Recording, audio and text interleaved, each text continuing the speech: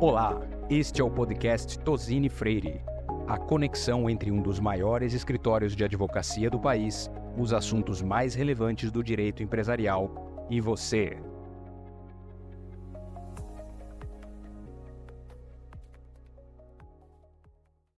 Olá, bem-vinda e bem-vindo a mais um episódio do podcast de Tozini Freire Advogados. Eu sou Guilherme Ribas, sócio da área de Direito Concorrencial, e hoje conto com a participação da minha sócia Patrícia Carvalho, também da área de Direito Concorrencial, e de Julian Rilo, meu sócio da área de Direito Imobiliário.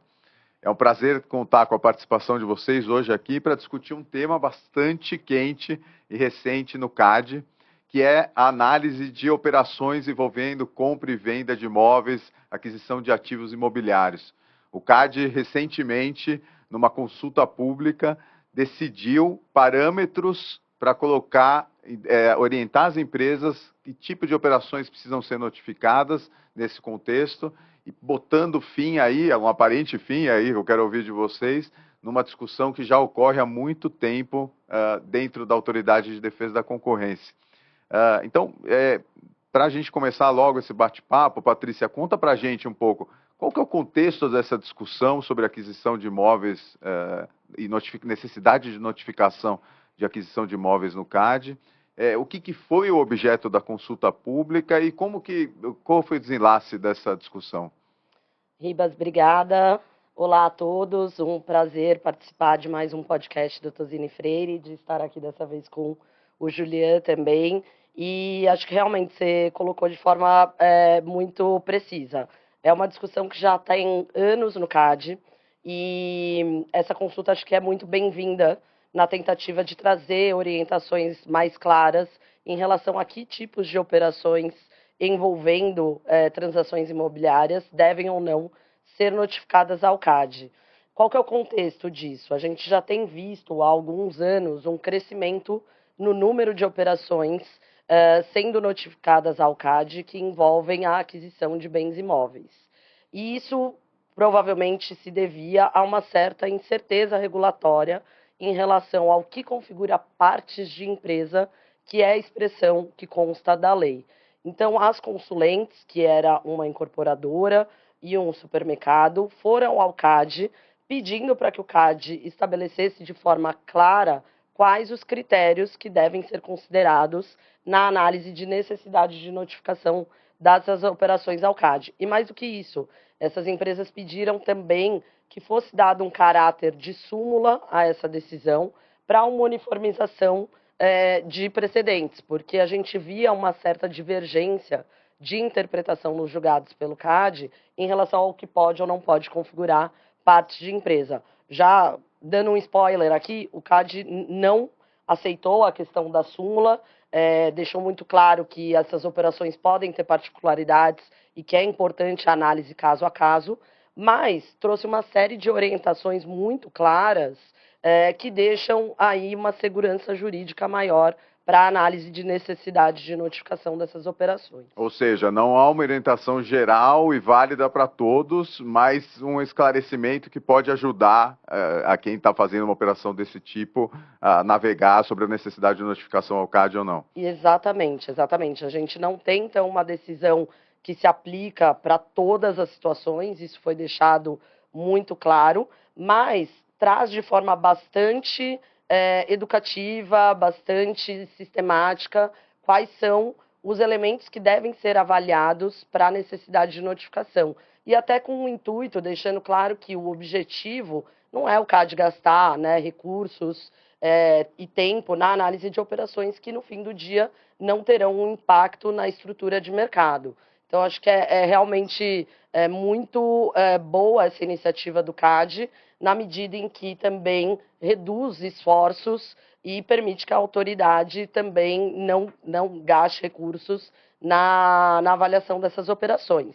Então, indo direto ao voto que conduziu esse julgado e que trouxe algumas etapas de análise para que possa ser observado se essas operações precisam ou não ser notificadas ao CAD. Então, são basicamente 4 etapas que foram colocadas pelo conselheiro relator dessa consulta. E a primeira delas é se a gente está tratando da alienação de um estabelecimento comercial ou de um imóvel. E eles gastaram muito tempo, não só o conselheiro relator, mas os demais que também apresentaram voto vogal, fazendo essa diferenciação entre estabelecimento comercial e imóvel, que pode parecer uma coisa simples, mas que muitas vezes gera dúvidas mesmo. E deixando claro que, se a gente está falando especificamente de um imóvel, ou seja, não não tem quaisquer outros ativos envolvidos nessa transação imobiliária. Então, não tem contrato, Cliente. não tem empregado, estoque, não tem insumo. A gente está falando especificamente do imóvel, do terreno. Então, este é um primeiro ponto a ser observado. Qual a segunda etapa? Se a gente está falando de um estabelecimento, né, ou, na verdade, de um imóvel que se encontra ativo ou inativo. E aqui acho que é importante destacar uma questão, que eles falaram também sobre capacidade produtiva. Porque ainda que o imóvel se encontre inativo, ele pode ter uma capacidade que eventualmente seja facilmente aproveitada pelo comprador. Sim. E nesses casos, eles entendem que daí você já perde esse caráter de o ativo não ser operacional. Tá. Então é importante que seja olhada também essa questão da capacidade. E uma outra ressalva aqui bem importante, o momento da inatividade desse ativo. Porque eles deixaram claro que ele tem que ser inativo desde antes do início das tratativas entre as partes, demonstrando uma preocupação que isso possa ser utilizado de alguma forma para evitar que a operação tenha que ser notificada ao CAD. Então, acho que esses são alguns dos aspectos relevantes dessa etapa 2. Na etapa 3, o que eles colocaram? A questão de você avaliar se o ramo empresarial do adquirente e a destinação que será dada aos bens. Então, nesse caso, por exemplo, da consulta, quem estava adquirindo o imóvel era uma incorporadora e o imóvel estava sendo vendido por uma rede de supermercados. E não seria utilizado, não está pública a informação de qual seria o destino do imóvel, mas fica claro que não seria usado para a mesma finalidade. E aí você tem todo um gasto envolvido pelo comprador para tornar aquele ativo produtivo novamente, operacional. Então, esse foi um ponto também destacado. E, por fim, tem uma quarta etapa, e talvez nem seja uma etapa em si, mas uma exceção, digamos, que é a essencialidade do bem.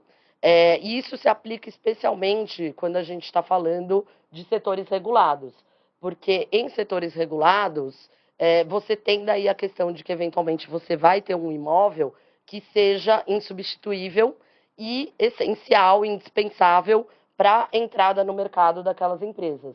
Então, se a gente está diante de uma situação dessas de essencialidade do bem, aí a gente não vai se aplicar aos outros critérios.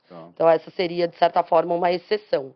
Então, a partir desses critérios, dessas etapas de análise, o CAD concluiu que, se você está falando da venda de um imóvel de forma isolada, dissociada de todos os demais elementos inerentes a um estabelecimento comercial, como os contratos, os funcionários e outros equipamentos, insumos, tal operação não pode ser caracterizada como sendo a compra e venda de uma empresa ou de um ativo produtivo. Para fins exclusivos de notificação ao CAD. Exatamente, exatamente. Qual que é, de novo, o ponto que eles estão olhando? A capacidade daquela operação de alterar a estrutura do mercado. Então, eles entendem que nessas circunstâncias não vai haver qualquer alteração da estrutura do mercado, então não seria necessário a notificação. E é basicamente isso. E aqui só um parênteses importante, Patrícia. Isso a gente está falando de operações que não são realizadas entre concorrentes, certo? Bom ponto, Ribas. Exato. Acho que essa era a última ressalva que eu queria também destacar aqui, que eu acho que daí o Julian pode até comentar mais um pouco. Mas quando a gente está falando de transações imobiliárias entre concorrentes do setor imobiliário, aí eles deixaram muito claro que isso não se aplica, que isso não foi objeto de análise nessa consulta. Tá. Então não interessa essa análise de estabelecimento comercial ou imóvel puro e simples, se for operação entre concorrente, tudo que a gente está falando aqui não vale. Pode até ser que eles venham a aplicar alguns desses critérios na análise dessas operações também. Tá. Mas eles deixaram muito claro que, olha, essas diretrizes não necessariamente resolvem uma situação em que a gente está falando de operações ali entre concorrentes, por exemplo, formação de uma SPE, né, numa transação imobiliária, aí é outro bicho, é outra questão que talvez a gente tenha em breve aí alguma outra decisão do CAD que possa trazer mais elementos em relação a isso. Mas, de forma geral, acho que é importante dizer isso, é uma iniciativa bem importante, à medida que já tira muitas dúvidas que existiam e incertezas em relação à necessidade de notificação dessas operações de ativos imobiliários ao CAD. Então, só para recapitular um pouco, então, se a gente está falando de operações que não envolvem concorrentes no mercado imobiliário, toda vez que você tiver um ativo que não é um estabelecimento, um imóvel que não é um estabelecimento comercial, isso não precisa ser notificado para o CAD. Isso. Além daí, e tem os outros critérios a serem olhados também. Se é um ativo produtivo ou não, a destinação final desse imóvel, né, para o comprador, e a essencialidade. Então, são basicamente esses 4 etapas. E são cumulativos? Não são cumulativos. Não são cumulativos. Eu entendi, pelo menos, que não seriam cumulativos. Tá, não, obrigado. Acho que é um grande avanço para uma zona cinzenta do CAD por anos, né? As empresas do mercado imobiliário penavam para entender que tipo de operação precisava ser ou não ser notificada, e acho que hoje a gente tem com essa decisão um guia claro que vai realmente orientar e facilitar a análise e a decisão de notificar ou não. Juliana, do ponto de vista do mercado imobiliário, na tua visão técnica, você acha que essa decisão ela veio de fato, ela trouxe clareza? Você acha que ainda tem algum ponto ali que precisa ser esmiuçado pelo CAD, que ainda vai gerar incerteza? Como que você está vendo daqui para frente a aplicação desse precedente? Bom, prazer falar com vocês, Patrícia e Ribas. Eu acho que a decisão muito positiva, né, para o mercado imobiliário, na medida que reduz, né, deve reduzir, né, a quantidade de operações sujeitas à notificação. Eu acho que talvez uma pena que não tenha virado súmula, mas acho que trouxe critérios objetivos e que dão um norte claro, né, para as empresas saberem quais operações são notificáveis, quais não são, que era, como você falou, Ribas, sempre é uma questão que muitas vezes é uma área cinzenta, não é, né, e ficava aquela dúvida. Então acho que a decisão foi muito boa nesse sentido. Acho que, como a Patrícia ressaltou, né, a questão dos concorrentes, então o mercado imobiliário continua no radar do CAD, né, não muda, operações entre concorrentes seguem sendo sujeitos à notificação. A decisão, como não viu, né, ainda tem vários critérios, como a Patrícia, né, bem detalhou todos eles. Então acho que tem que também, cada caso vai ter que ser analisado no detalhe. Não é uma bala de prata, né, para, enfim, saber se vai para um lado ou para o outro, mas eu acho que a decisão é muito, muito positiva, e o CAD acho que demonstra aí um caminho muito bom, né, de sempre tirando as incertezas do caminho, que acho que é bom para todo mundo. E, Juliana, acho que eu já imagino qual é a resposta, mas a tua orientação para os nossos clientes nesse mercado é olhar a questão do CAD em que momento da negociação? Eu acho que sempre, desde o início, né? Eu acho que se vai ter um negócio, eu acho que já tem que estar, a questão do CAD tem que estar no radar, né? A gente sabe que nos últimos, se a gente olhar 10 anos atrás, pouquíssimas operações imobiliárias, né, iam para o CAD. Agora, nos últimos anos, isso mudou. Então, acho que é um ponto de atenção sempre, tem que sempre ficar de olho nisso. E talvez essa decisão até ajude, né, os players desse mercado a identificarem imóveis que preencham essas características e então não haja necessidade de notificar o CAD e gastar mais tempo do negócio. Tempo, né, custo e tudo mais, né?